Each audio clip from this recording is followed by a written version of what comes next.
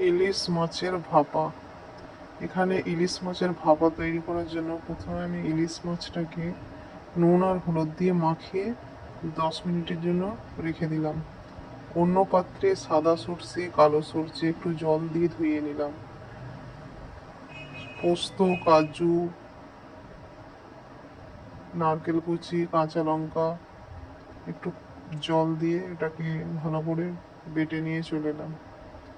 ওই ব্যাটারটাতে সামান্য লবণ, হলুদ, সরষের তেল, টক দই দিয়ে বেশ ভালো করে ফাটিয়ে নিলাম।